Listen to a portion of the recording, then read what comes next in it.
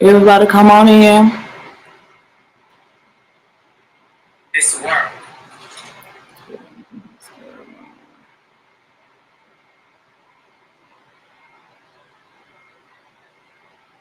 Everybody come on in. Tag a neighbor, tag a friend. I'm about to read this letter that I told y'all I was gonna read. From one of Francisco Brock's victims, which is his goddaughter. Tag a neighbor, tag a friend.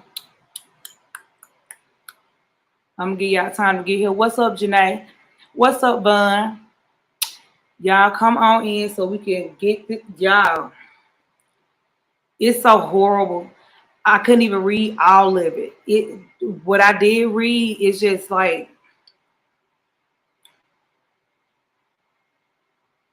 it's horrible. What's up, Erica? Y'all come on in. And I just want to say to Francisco Brock,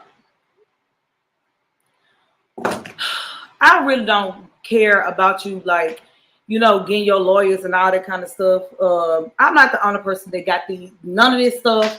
I'm not the only person that's saying this. For it to get all the way to me, you got to know that the whole city and the whole town and the whole church and everybody else is talking about it. And if you think that you're gonna scare me with some lawyers, I'm still gonna tell you. I'm still gonna tell your daughter's story. I'm still gonna tell the story of who you really are. And how perverted, what's up, April? And how perverted I am, Janae. I'm gonna keep it together. And how perverted you are, and how nasty and low down you are.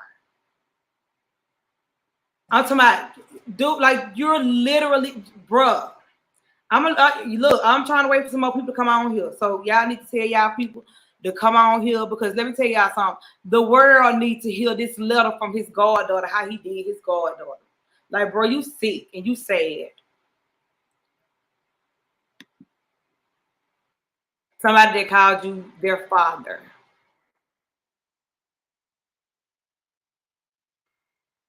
Somebody that called you their father. And this is what you do.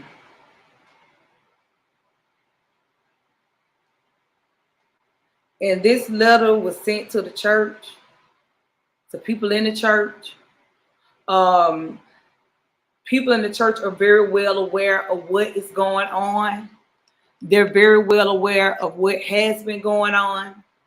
Everybody in the church know about Francisco Brock allegedly having sex with his daughter and allegedly having sex. What's up, LaShonda and Cheryl? And what's up, Mandy? And allegedly having sex with his goddaughter.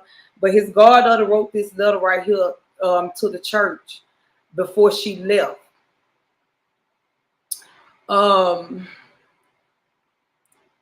Let's get started. First, I want to start by saying thank you. Not many people will see this as a messed up situation because I am not blood related to Pastor Francisco Brock or First Lady Kankita Brock. But to me, it is. To me, it is more than just an affair. To me, it is more than just abuse. I trusted these people. I stayed with them. They were my pastor and First Lady. They were my family. I called them mom and dad. Kankita, yes, Timothy, that's who this is. This is his goddaughter. This is the letter that his goddaughter wrote. Let's see. They were my family. I called them mom and dad. Kankita and Francisco both manipulated me and turned me against my real family. They had me thinking my family did not love me. I might not have been their actual daughter, but they were the only parents I thought I had for 4 or 5 years. So I appreciate the chance to tell my side of the story. I do not know where to start in my story. Reason being is that not anything I ever is. Reason being, this is not anything I ever expected to deal with. However, I would start with telling you a little bit about me. My name is Hillary Bourdain Merriweather, and I am currently 25 years old. I live in a 2-bedroom apartment with my wonderful, amazing husband, John. I am a very generous person. I am kind, I am loving and caring. I pay my tithes and follow the rules and have never been in any legal trouble. I am currently the youth leader at my church and on the praise and worship team. I was sat down so that I could heal from everything I have been through. I am shy and introverted. However, when you get to know me, I am quite funny. I am enrolled in school to become a medical assistant. When I was younger, I was raped and molested, so it scared me from having sex at least, but that did not go as planned. And I know that technically that means I am not a virgin, but in my eyes, I was. I was a kid when that stuff happened to me. Now I can tell you my side of this story. Let me first go back in time to the Mississippi State versus Alabama football game in 2017 when Bama won by a touchdown. The score was 31-24. Francisco's daughter had told him about this thing that I could do with the pickle. I was taught that from my abuser as a child. I showed his daughter, not thinking about it. If you ask me why I showed her, I honestly could not tell you. I was just being young and dumb. Anyway, he told me to show him one day. I did not want to show him. I mean, what is that to show to someone who you call daddy or your pastor?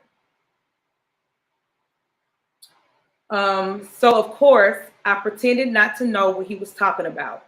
He then proceeded to choke me and push me into a corner until I agreed. I felt the air leaving my body with every breath I tried to take. He was saying something to me, but I cannot recall what it was. He eventually let me go, but not before proceeding to choke me even longer. I felt my head get light, and I had a slight headache. I had no more breaths left to try and take. So after all of that, I showed him what I could do with the pickle. And I do not want to leave any details out, so I was able to put an entire pickle into my mouth. So the night of the game, he was asking me if I was a little girl or a grown woman that whole entire night. I kept saying I was a grown woman. I mean, I was 21 at the time. He told me if I was grown, then I should suck his dick. I cannot recall everything that happened, but somehow a bet was made. Not by me, though. It was all by him. I thought he was joking, but he obviously was not. The bet was that if Bama lost, I have to give him oral sex. I told him, sure, whatever. Thinking he was playing and just joking around, I should have known better because no one jokes around about stuff like that. He came in later that night and whispered to me, are you a grown woman or a little girl? Then he told me to pay up because Alabama had lost. That went on for quite a while. That went on for quite a time before Francisco finally penetrated me with his penis and took my virginity. I think oral sex went on for about 6 months before he finally decided to have actual sex with me. I remember the day it happened. Kankita was not there, and everyone else was asleep. I was awake in the bathroom, and Brock was cooking in the kitchen. Brody was asleep in his bed. He had told me to go and get Brody and put him in the bed with Nautica. Brody is their little brother.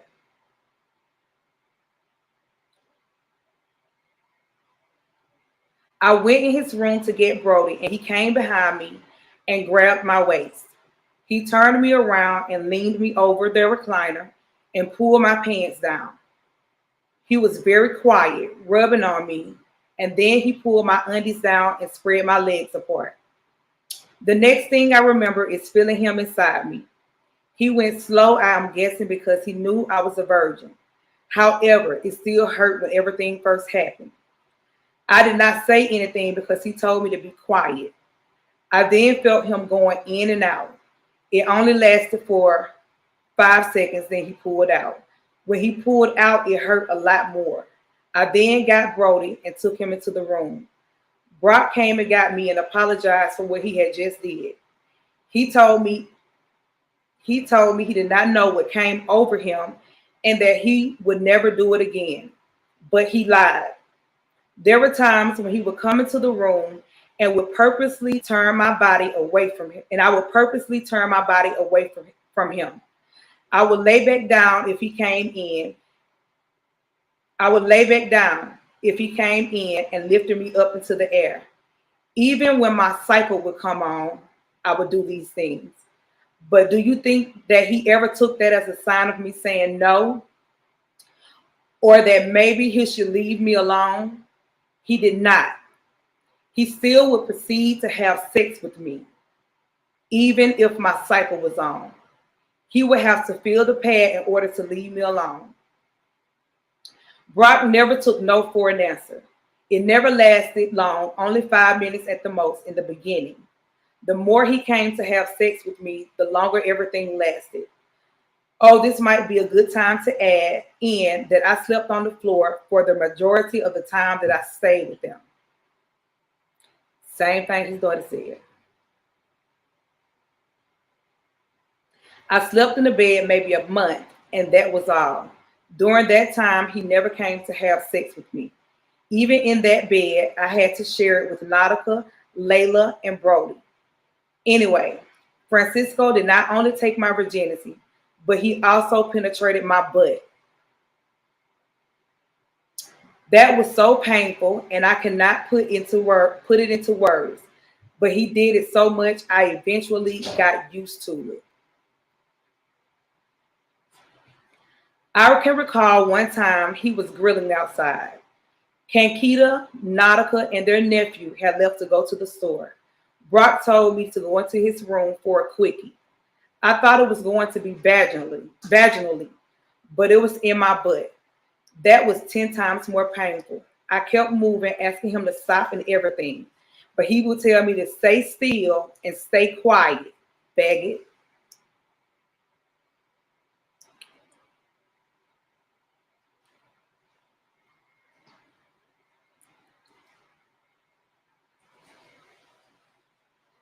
He pushed my head into a pillow so no one could hear me. I could barely sit down for 2 days after that. If you ask me why I never told anyone, let me give you some facts. Fact one, they had me thinking they were the only family I had. So, if Kankita did not believe me, where was I supposed to go? Kankita is the wife. Fact two, Brock was well known in Columbus. Who was going to believe me? Who was going to believe some small town Alabama girl? Fact three, I was and still am terrified of Brock. Fact four, I did tell someone, but somehow Brock found out and angrily confronted me about it.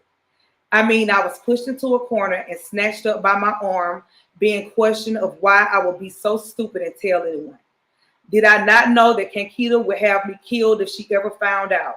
That she would fight me and then have her cousin come find me and kill me? Did I not know how many lives I would be destroying by telling anybody? The list just goes on. Fact five, I thought about how it looked. I was 21, staying with people who were not related to me, and he was a married pastor. Who would even believe me? I would be scandalized, I would be talked about and laughed at. Fact six, if I say no or say anything, Brock would throw me out the house and I have nowhere to go. So I vowed to never tell another soul, and that if he wanted to use me, I would let him.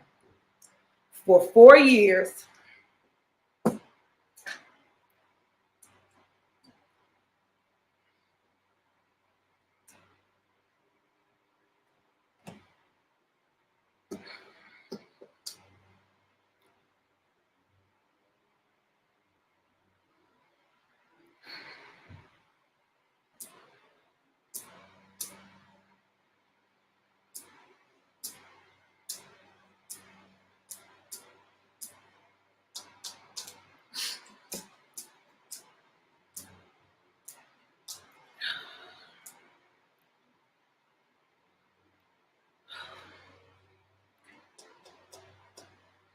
For 4 years, Brock had sex with me in random places and familiar places, in public and in private, at his home while his wife was there and when she was not there, in hotels and public bathrooms, in his cars and behind his cars so no one could see us, in his church office in Columbus, and even random streets he would drive on. This all started out very gruesome to me, but it became something I was used to. It was no longer painful, and I gave up on trying to say no. Somewhere along the way, I fell in love with Brock. Now, this is the part where Kankita comes into the story. When I moved into Francisco and Kankita's house, Kankita had told me that I could move there.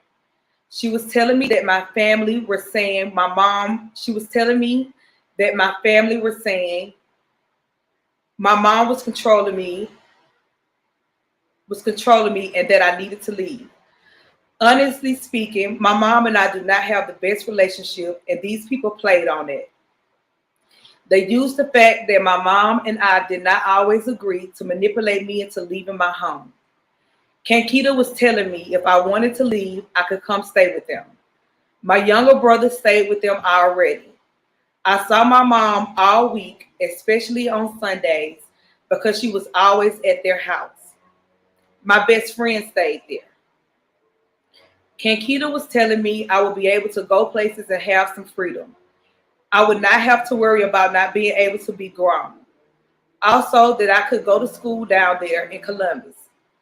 I did not have to work if I did not want to. She basically told me everything I wanted to hear to get me to move in with them. Unfortunately, everything she told me and promised me was a big lie. After moving there for some time, Kankita mentally, emotionally, and verbally abused me repeatedly. I would get called lazy, a slob, nasty, slow, retarded, stinky, a witch, and many other things. I would have people who would were there nice, who were there treat me nice to treat. I would have people who were nice to me treat me rudely because she told them that I practiced voodoo. She got me into their house, and after about 3 or 4 years, kicked me out. However, before she did that, she turned a lot of people against me. So when I did leave, I really felt like I had nobody. My best friend, their daughter, and I were not even talking. The girl we had sung on the praise team with wanted to fight me. I was not allowed to be around. And I'm gonna come back with the rest of the story because it's 9 pages. And I need to get myself together. I need to just because it's a lot. And it's just so fucked up. It's just so sad. And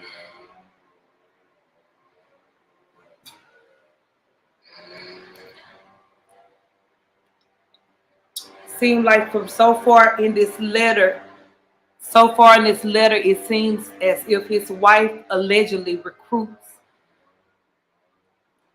people to fuck her husband. I'm just gonna say it. I mean, from what I get from it, from the manipulation and getting her to leave, and already, knowing what's going on with her stepdaughter, and getting this woman to come and stay with them. I just can't. I'm just shaking so bad. I just cannot get it together. But it just looked like to me she knew. She knew, but it gets worse. I'm gonna be back on here. I have to go get dressed for something that I have to do. I'm gonna be back on here for part 2. Um, I gotta go get myself together because I really want to be able to read the letter and everybody understand what it is that I'm saying. I want for you guys. Oh, my whole body's shaking. I want for y'all to be able to understand what his. I want y'all to just like put yourself in her shoes at that moment and just really see, you know, what she had to deal with. Go back, share this video. This video is also on my Key Speaks page. So if you want to share it on your Facebook, it's live on my Key Speaks page. Please share this part 1 on this on YouTube. Share it on your pages. We got to be her voice. He's trying to shut me down. He does not want me to talk. He does not want this story out. He does not want this story to blow up. He don't want people to know who he really is. But I'm gonna walk in this without no fear. Lord, I'm gonna do red line. I'm walking in this without no fear. And I'm just gonna do what it is I gotta do. I'm gonna put the information out there. And I'm gonna do what it is that I do. But I love y'all as usual. I love everybody that love me. I fuck with everybody that fuck with me. And if you don't, you can get out for here. I'm gonna talk to y'all later. See y'all later for part 2. Yeah, bye.